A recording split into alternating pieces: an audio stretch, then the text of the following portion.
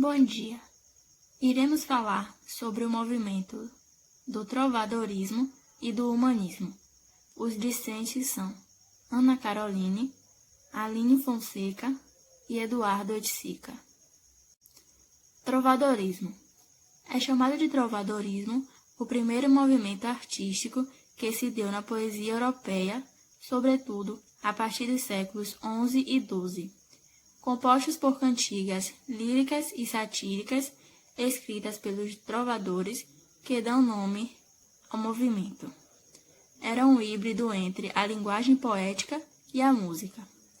Acompanhados de instrumentos musicais e de dança, os trovadores viajavam entoando suas cantigas.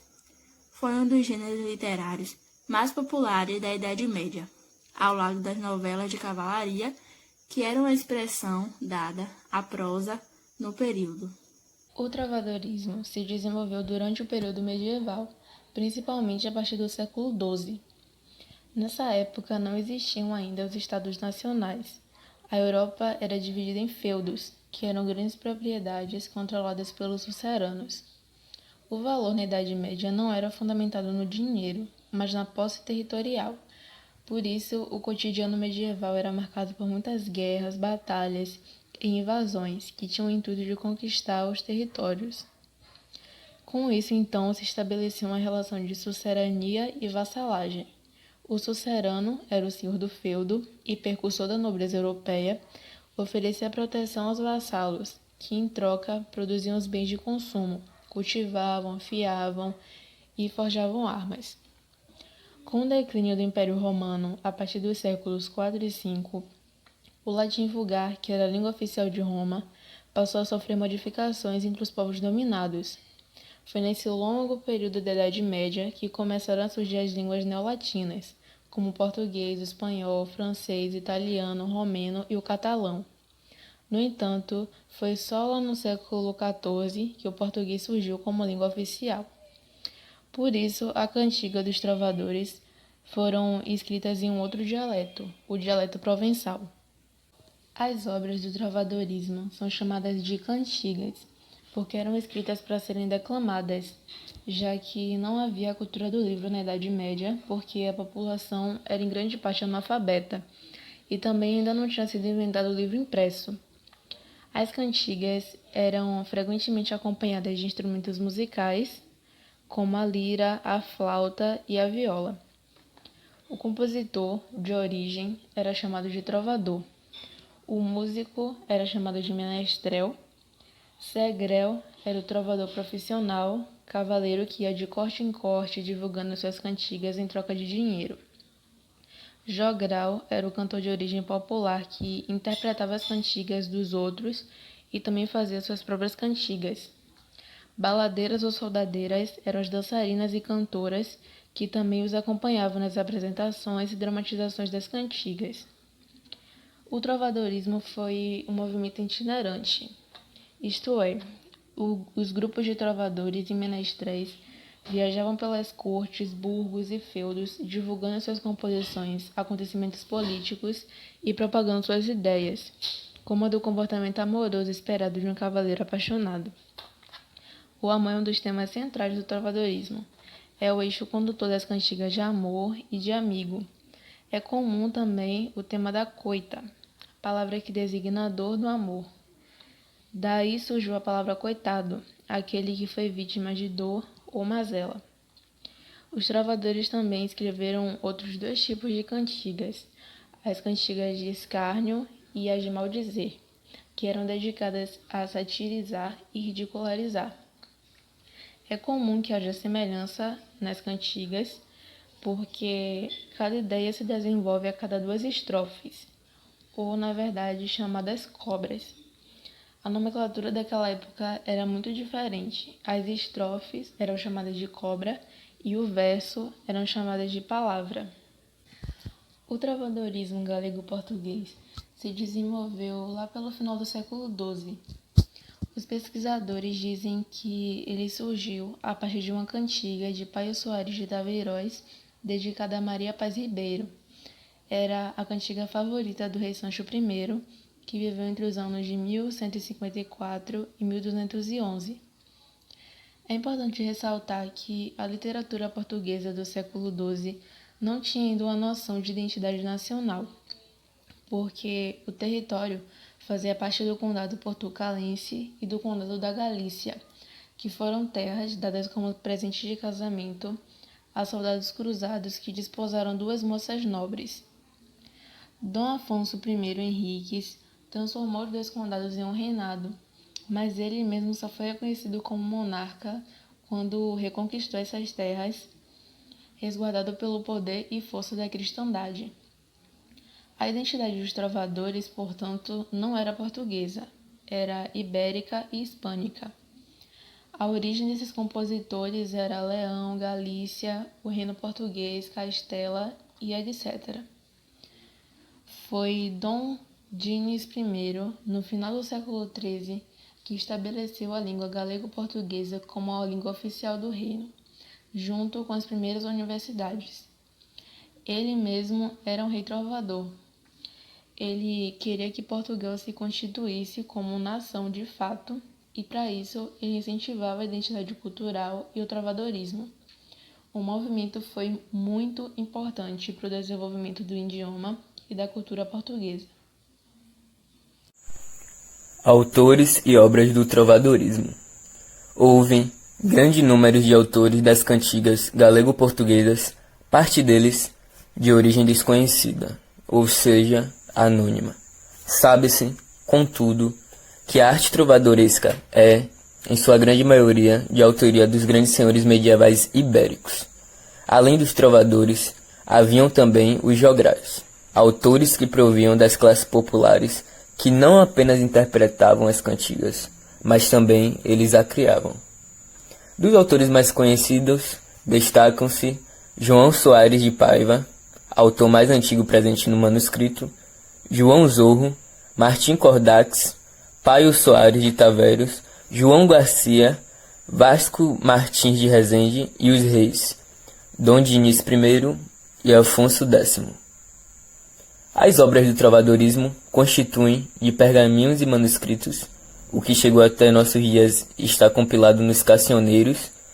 São mais conhecidos os pergaminhos de Vindel e de Charré, porque eles possuem notação musical. Com base neles, foram feitas gravações contemporâneas de algumas cantigas, como Ondas do Mar de Vigo, do jogral Martim Cordax, permitindo que possamos ouvir as cantigas conforme foram idealizadas por seus autores.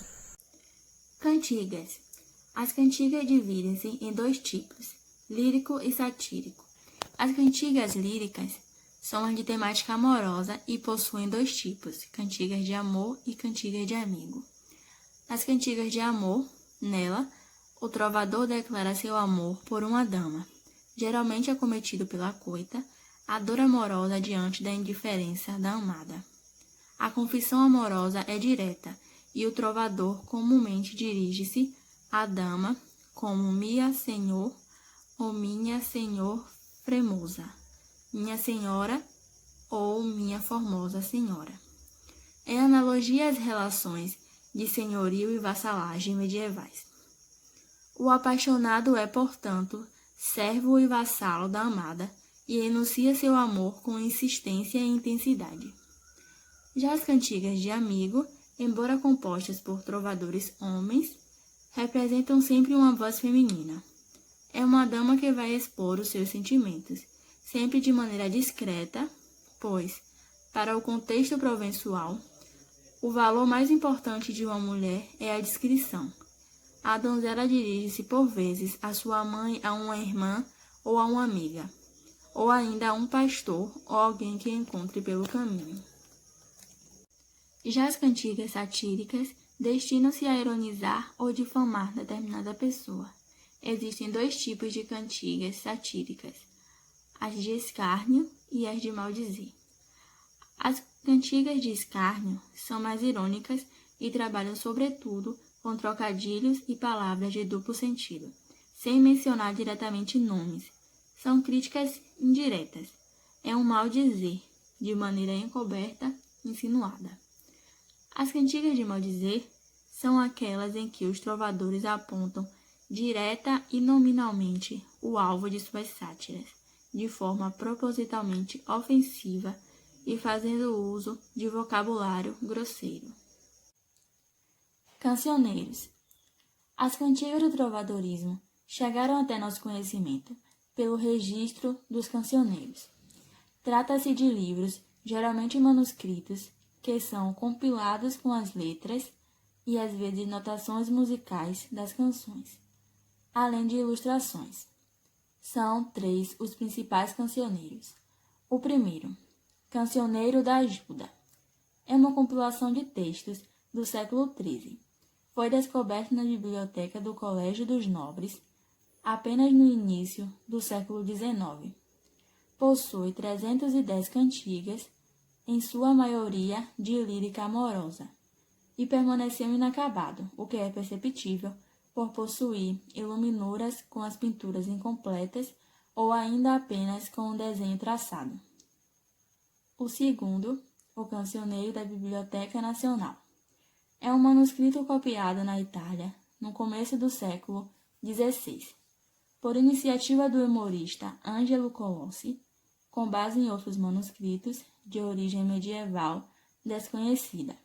Contém 1.560 poemas de cerca de 150 trovadores e menestréis galego-portugueses, compostos entre os séculos XII e XIV, nos gêneros lírica amorosa e satírica.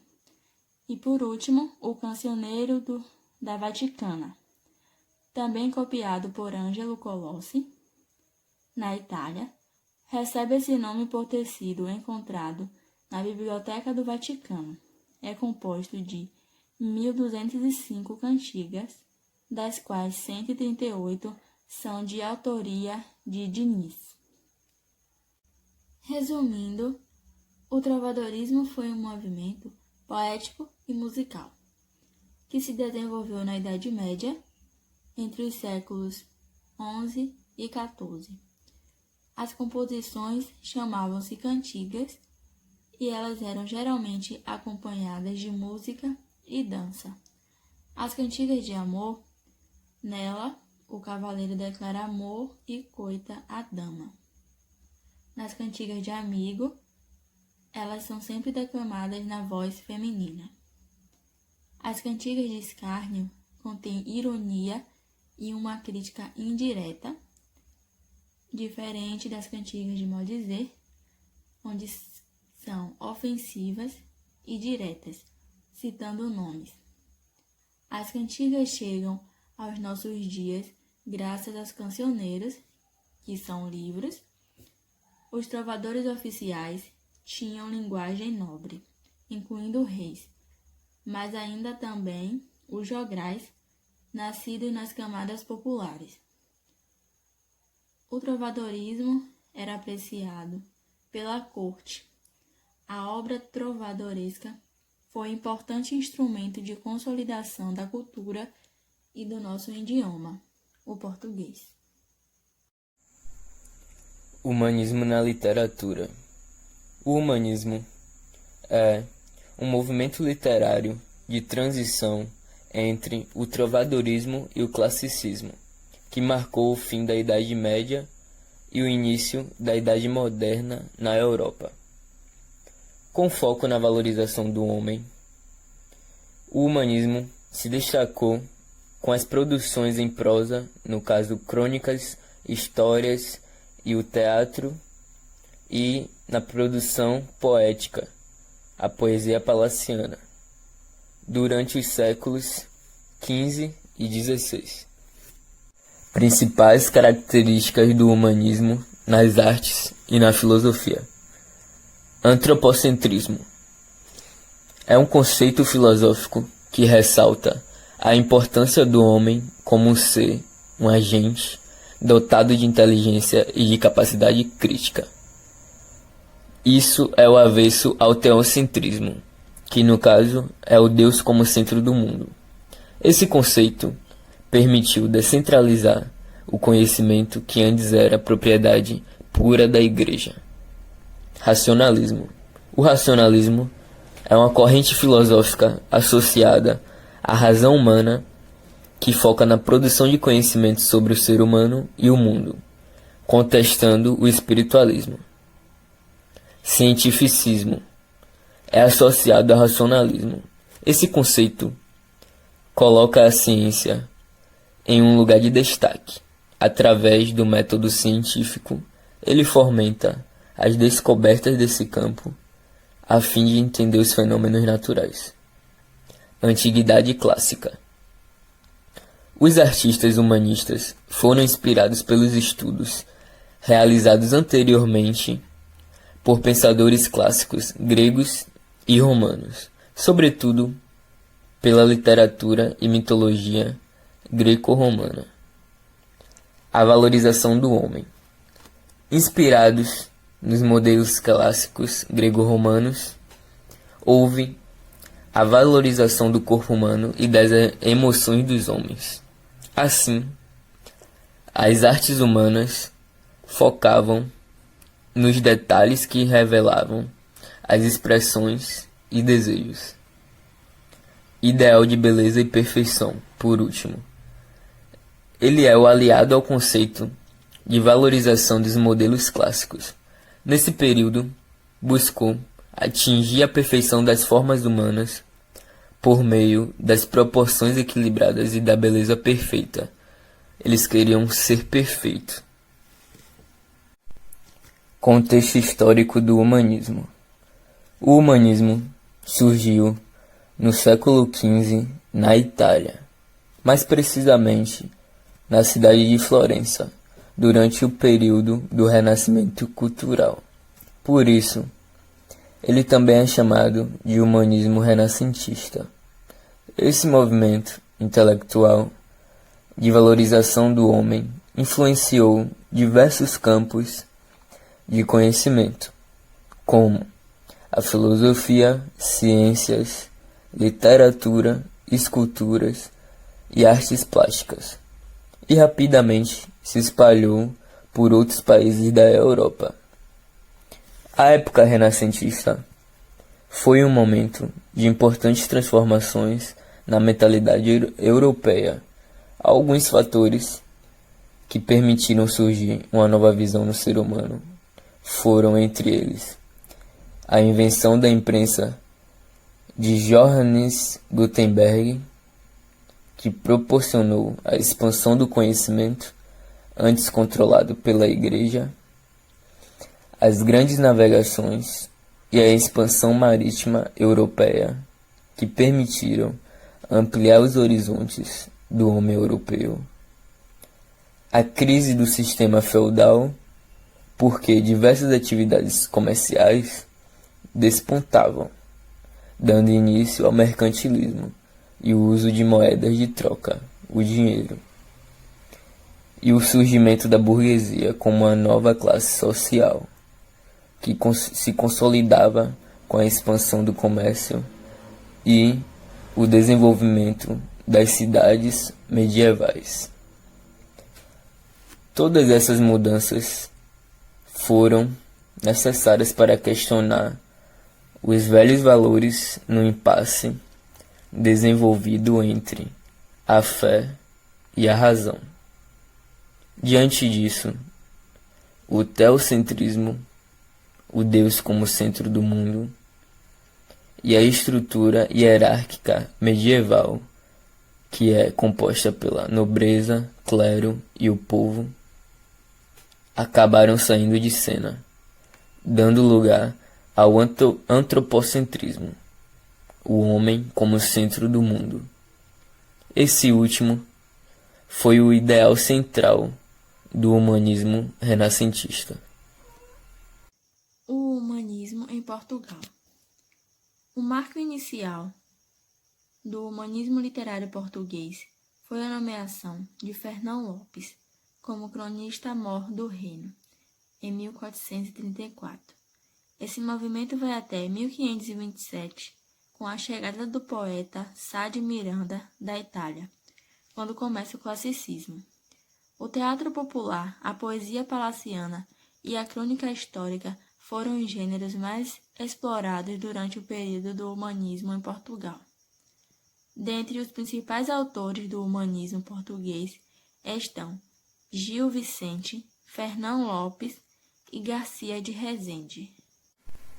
Dentre os principais autores do humanismo em Portugal se destacam Gil Vicente, Fernão Lopes e Garcia de Rezende. Gil Vicente nasceu em 1465 e morreu em 1536. Foi considerado o pai do teatro português e, em suas obras, aborda temas religiosos e humanos. Apesar de possuir uma visão religiosa, cristã e moralista, seus textos também apresentam críticas sociais. A obra vicentina é tida como reflexo da mudança dos tempos e da passagem da Idade Média para o Renascimento, fazendo assim o balanço de uma época onde as hierarquias e a ordem social eram regidas por regras inflexíveis para uma nova sociedade, onde se começam a questionar a ordem instituída. Ele foi o principal representante da literatura renascentista portuguesa anterior a Camões, incorporando elementos populares na sua escrita que influenciou a cultura popular portuguesa. Ele escreveu diversas peças teatrais chamadas de autos e farsas. Os autos focavam em temas humanos e divinos, e as farsas estavam relacionadas com os costumes da sociedade portuguesa da época. Suas principais obras são O Alto da Visitação, O Velho da Horta, Alto da Barca do Inferno e Farsa de Inês Pereira. Fernão Lopes nasceu em 1390 e morreu em 1460. Foi o maior representante da prosa historiográfica humanista, além de fundador da historiografia portuguesa. Antes dele, a historiografia de Portugal se resumia apenas aos nobiliários, que eram livros de linhagem que reuniam as árvores genealógicas dos nobres medievais. Assim, ele ampliou esse conceito ao escrever obras de grande valor artístico e histórico sobre a história dos reis de Portugal, que foram as Três Crônicas. Garcia de Rezende nasceu em 1470 e morreu em 1536. Foi o maior representante da poesia palaciana, que recebe esse nome porque eram geralmente produzidas nos palácios e tinham o intuito de entreter os nobres.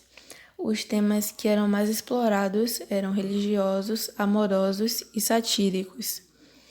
Garcia de Rezende publicou em 1516 a obra Cancioneiro Geral, que foi a sua obra mais conhecida e que reúne mais de 1000 poemas da literatura medieval de 300 autores diferentes.